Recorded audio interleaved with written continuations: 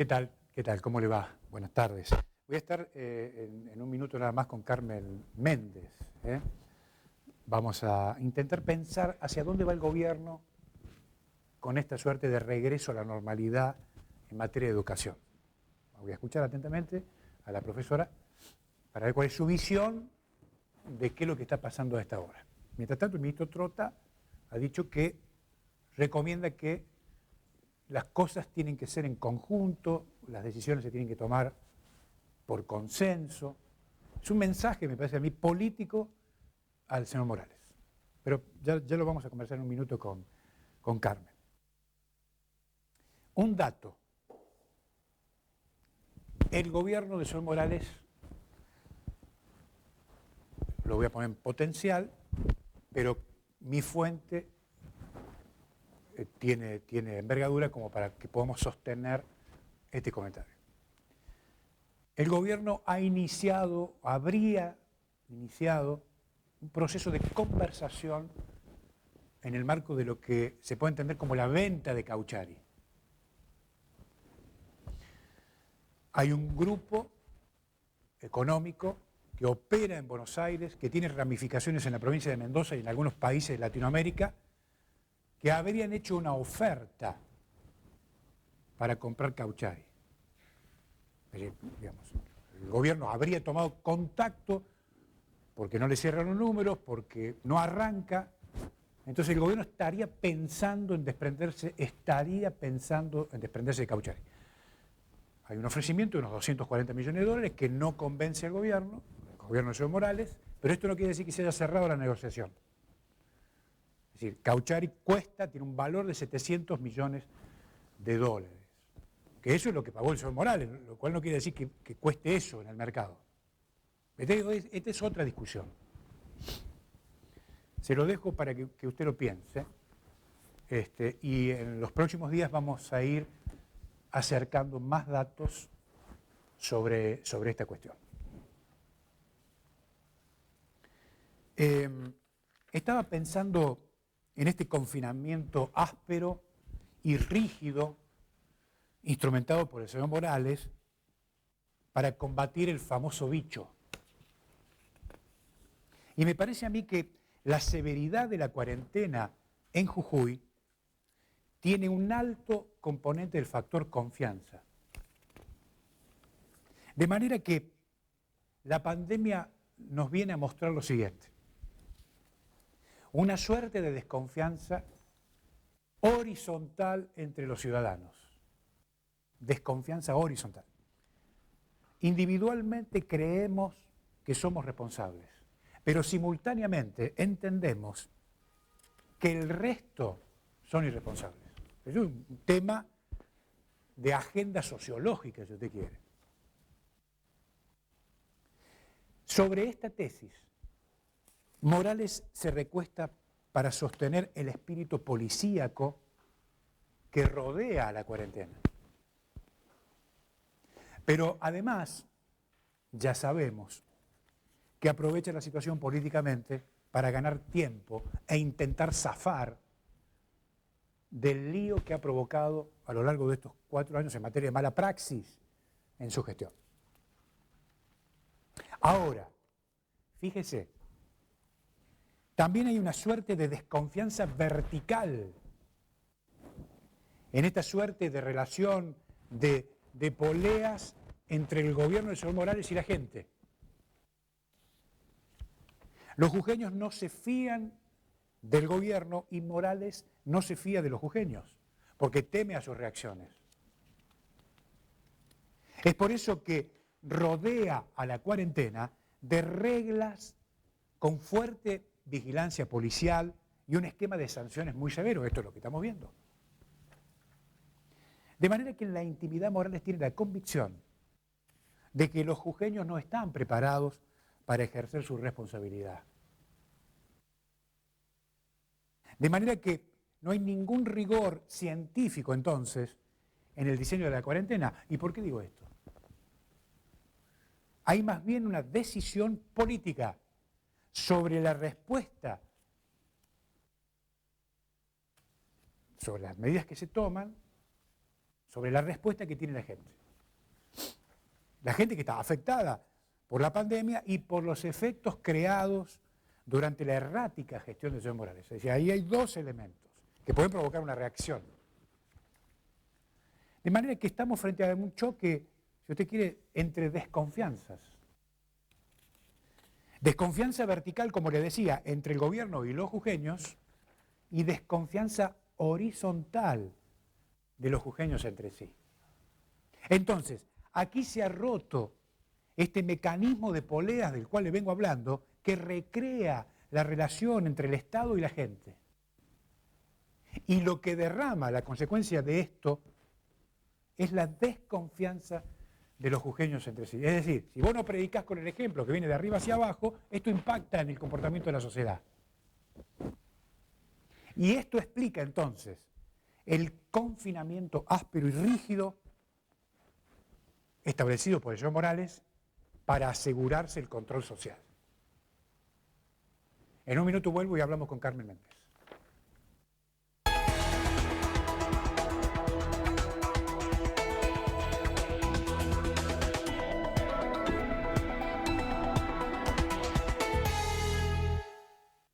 Gracias, director. La profesora Carmen Méndez con nosotros. ¿Cómo le va, profesora? Gracias. ¿Qué tal? Gracias ¿Cómo está? Muchas gracias por la invitación. No, por favor, al contrario. Bueno, quería preguntarle, ¿cómo viene usted observando este proceso de regreso a la normalidad en el ámbito educativo? Bueno, es positivo que se restablezca las relaciones entre los docentes y los alumnos, entre la escuela y la comunidad, entre los padres, la escuela, los alumnos, cuidando que se eduquen como corresponde, y los docentes. Esto es un eje. Es bueno que iniciemos actividades.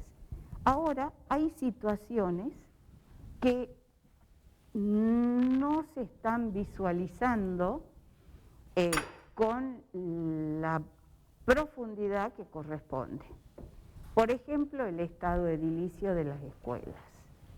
No todas están en condiciones, eso es histórico, lo sabemos, lo entendemos, pero esta situación de emergencia amerita que se mejoren, que como si hubiese una varita mágica se mejore todo, porque la vulnerabilidad sanitaria en la que estamos hace que esto deba ocurrir. El Estado se debe hacer cargo de los elementos para desinfectar las escuelas, elementos para darles un kit por ejemplo, gel, barbijos a los alumnos, una toallita para lavarse las manos. Ese tiene que ser un kit que dé el gobierno. Proveído, por ahora, claro, así es. ¿Y esto está garantizado o no? No, porque hasta ahora, que es lo que se habló en las reuniones, los alumnos deberán llevar sus elementos de limpieza, de aseo.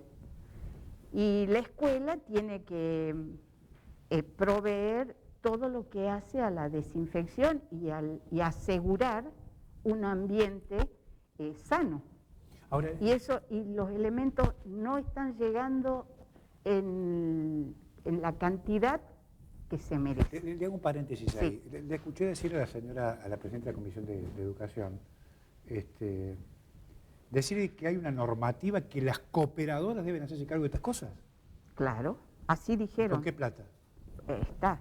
Este es el problema, ya lo planteamos en una reunión, en una de las primeras reuniones, en donde la persona que iba en representación de UDA en la parte primaria, en el nivel primario, fue muy claro y dijo, nosotros, las cooperadoras, los directores, no podemos hacer frente porque no está ingresando dinero a las cooperadoras, porque las escuelas están cerradas. Entonces, el tema es este enfrentamiento entre lo que dice el ministerio, o sea, hacerse cargo y lo que puede dar el ministerio. Las escuelas no están en condiciones de hacer frente a ninguna erogación. Le hago otro paréntesis, sí. A ver si usted coincide con lo que yo estoy viendo. Acá hay un presupuesto que se votó en diciembre. En ese presupuesto están los gastos proyectados en materia de mantenimiento. Sí. Bueno. La pregunta no es a usted, ¿no? La pregunta sería, ¿dónde está esa plata? Voy a tratar de contestar. Muchos docentes se comunicaron conmigo, sí, al gremio, y dijeron, ¿cómo? Lo que no nos están pagando en abonos, eso es un ahorro que hace el empleador. Sí. Cuando nosotros trasladamos esta inquietud al Ministerio de Educación, nos comentaron que no hay ningún ahorro, porque todo ese dinero está destinado a los gastos que surgen de la pandemia.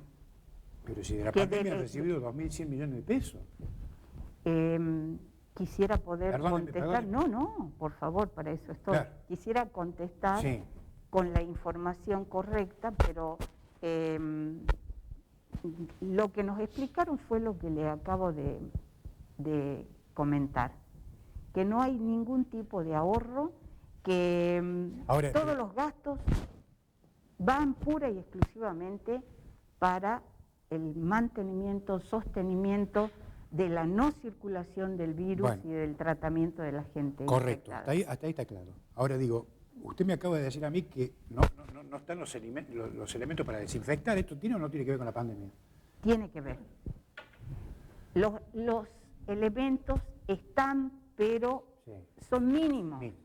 Porque, por ejemplo, un bidón de lavandina de 5 litros, sí, ¿cuánto puede durar en una escuela? ¿Una semana como mucho? Sí. Son 3 horas las que deben estar los docentes con los alumnos. Hay que limpiar permanentemente el lugar, desinfectar, porque tenemos que proteger el estado de salud de los alumnos y de los docentes. No les va a alcanzar. Ahí yo entiendo que va a haber alguna situación que se espera, porque se va a terminar los elementos, los directores no van a poder comprar para las próximas semanas, salvo que el Ministerio de Educación envíe por semana a todas aquellas escuelas que declaran que ya no tienen los elementos para sanitizar el establecimiento. Entiendo, ¿no? Entiendo. Bueno, pero son temas... Claro, estos temas es lo que tratamos en estas reuniones. ¿No? Pero, ¿usted planteó esto? Sí. ¿Y qué le dijo? Los otros gremios también plantearon. Se cierra y dice, no hay ahorro, no hay plata. Estamos enviando todo. Estamos en ese proceso, ajá, de enviar. Esto que se llama programa de apoyo escolar, ¿no? Están enviando, eso es la información que tenemos del Ministerio de Educación. La información que yo tengo es que sí enviaron, pero que no es suficiente. Por eso le digo, un bidón de 5 litros de lavandina, esto le puedo preguntar a cualquier la entiendo. Carmen, director. El tema del dinero para los docentes que se tienen que trasladar, sí, ¿está asegurado? Sí. Ajá. Eso fue una situación que me puso a mí en boca de los docentes. El tema de la zona desfavorable, sí, se trató en reunión del nivel secundario. Sí. Porque el nivel primario, capaz que entendían que todo estaba bien, que se iba a cobrar como correspondía y todo. En el nivel secundario, nosotros preguntamos si se va a pagar la zona. La doctora Calcina fue muy clara y dijo, los que van, cobran, los que no van, no cobran. Esto es lo que yo comenté en un reportaje que me hicieron y que levantó tanta polvareda. que me parece muy bien. Yo me alegro de haberlo sacado y haber hecho visible esta posibilidad de que no iban a cobrar zona desfavorable. En una de las reuniones posteriores a mis dichos, la doctora, frente a la posibilidad de que haya un problema mayor en educación con los docentes, con los gremios, habló con el gobernador de la provincia y el gobernador le dijo que se pague la zona.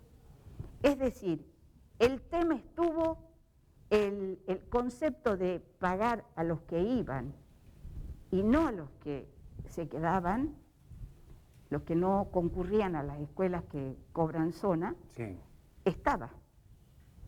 Va, cobra. No va, no cobra. ¿Estuvo esa posibilidad? Estuvo. Y es más, la doctora dijo, hay que agradecerle al gobernador que dispuso que se pague la zona, tanto al que no va como al suplente. ¿Por qué hay que agradecerle eso, Moria? Perdóneme. Porque la normativa, ¿Eso está presupuestado? La normativa, según el presupuesto del 2018, decía que no se debía pagar 2 veces la zona. Es decir, la persona que no iba no cobraba, el suplente sí. Obviamente, si el tema que no voy por embarazo, no voy por enfermedad, obviamente que sí. Entiendo. Pero el que pedía licencia no debía cobrar. Eso dice el presupuesto del año 2018. Entonces, la doctora hizo alusión a eso. Dijo claramente, la normativa dice esto. Y el gobernador dispuso que se pague a los docentes. Profesora, sí, hablemos de que, a ver, imaginemos un escenario en clase, ¿cómo va a ser?